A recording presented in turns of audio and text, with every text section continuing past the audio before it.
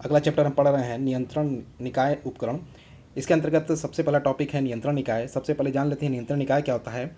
इसके अंतर्गत भौतिक अवयव इस प्रकार से व्यवस्थित किए जाते हैं जिससे कि उसके अंतर्गत सभी अवयव निर्देश द्वारा अपने को अथवा अन्य प्रकार के निकायों को नियंत्रित कर सकें। मीन्स एक डिवाइस है, उसके अंतर्गत जितने भी पार्ट्स रहेंगे वो एक प्रोग्रामिंग द्वारा वर्क करेंगे, जिसे जैसा कि दिशा निर्देश मिलेगा उस प्रकार से वह अपने कार्यविधि को नियंत्रित करेंगे। इसे कहते हैं नियंत्रण निकाय।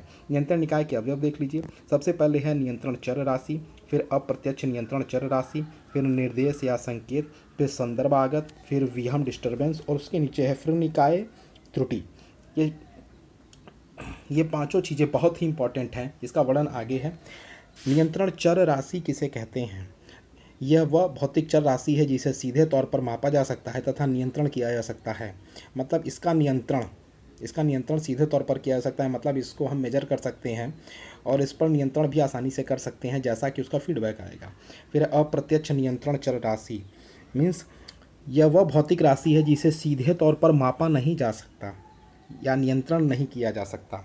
इसी नाते इसे कहते हैं अप्रत्यक्ष, मतलब सामने नहीं है और इसे आप सीधे तौर पर माप भी नहीं सकते, इसी नाते इसे अप्रत्यक्ष कहते हैं। फिर है निर्देश या संकेत।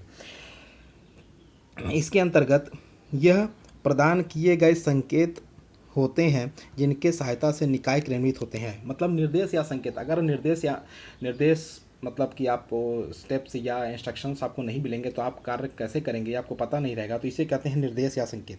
फिर संदर्भ आगत मीन्स रेफरेंस इनपुट। यह बंद लूप निकाय से मानक के रूप में प्रयोग किया जाता है। बंद लूप निकाय जैसा कि हम पढ़ चुके हैं कि उसमें एक फीडबैक डिवाइस होता है जो कि दोनों दिशाओं में इनपुट से आउटपुट और फिर एनसी कंट्रोल सिस्टम के ऊपर वर्क करता है और यह दोनों दिशाओं में वर्क करता है।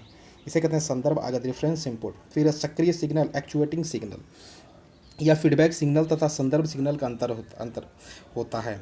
Means it is a difference between feedback signal and reference input. फिर है विहन, इसे हम लोग कहते हैं डिस्टर्बेंस। वह सिग्नल जो संदर्भ सिग्नल का यहाँ पर मतलब हुआ रेफरेंस इनपुट, जैसा पीछे बताया गया है।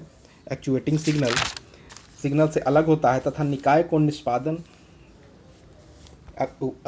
की निष्पादन की प्रक्रिया को प्रभावित करता है। मतलब कि यह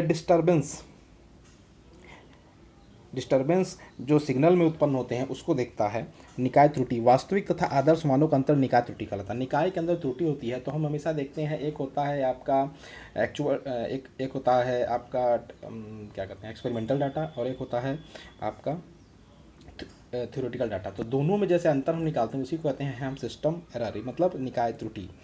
नियंत्रण निकाय के प्रकार होते हैं दो प्रकार के, खुला नियंत्रण निकाय और बंद नियंत्रण निकाय। खुला नियंत्रण निकाय जैसा हम पढ़ चुके हैं इसे नॉन फीड सिस्टम भी कहते हैं। इस नियंत्रण निकाय में नियंत्रण क्रिया आउटपुट से स्वतंत्र रहती है।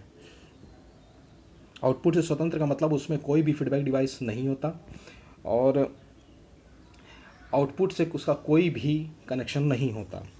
सक्रिय सिग्नल केवल इनपुट निर्देशों या संकेतों पर निर्भर करता है तथा इस पर आउटपुट सिग्नल पर कोई नियंत्रण नहीं होता। मीन्स इनपुट से जो भी डाटा निकलेगा उसका आउटपुट पे कोई प्रभाव नहीं पड़ेगा और इसमें कोई भी फीडबैक डिवाइस नहीं लगी होती है। जैसा कि हम एनसी कंट्रोल सिस्टम में भी इस चीज़ को पढ़ चुके हैं कि इसमें कोई फीडबैक डिवाइस नहीं होती है और यह एक विमीय क्रिया होती है। जैसा आप देख रहे होंगे यहाँ पर एक कंट्रोलर लगा है, एक कंट्रोलर प्रोसेस है। यहाँ पर रेफरेंस इनपुट से डाटा हमको मिल रहा है, कंट्रोलर पे गया, कंट्रोलर से फिर वो सिग्नल के रूप में एक्चुएटिंग सिग्नल के रूप में फिर कंट्रोलर के प्रोसेस पे जाएगा और कंट्रोल प्रोसेस करके फिर आउटपुट पे भेजेगा और वहाँ पे वेरिएबल्स हैं, कंट्रोल्ड वेरिएबल्स। मीन्स हम आपको अभी पढ़ा चुके हैं आपके कंट्रोल्ड वेरिएबल्स मीन्स अप्रत्यक्ष नियंत्रण, मीन्स जिसको सीधे तौर पर नियंत्रित नहीं किया जा सकता।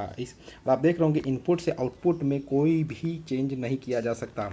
इनपुट जो मिला वो सीधे आउटपुट की तरफ जाएगा लेकिन इनपुट में कोई भी परिवर्तन या संशोधन नहीं किया जा सकता। जैसा कि उदाहरण आप देख रहे हैं ऑटोमोबाइल में प्रयुक्त idle speed control system, torque, engine speed. आप देखिए यहाँ पे इंजन को टॉर्क मिलता है तो उसको इंजन की स्पीड मिलती है।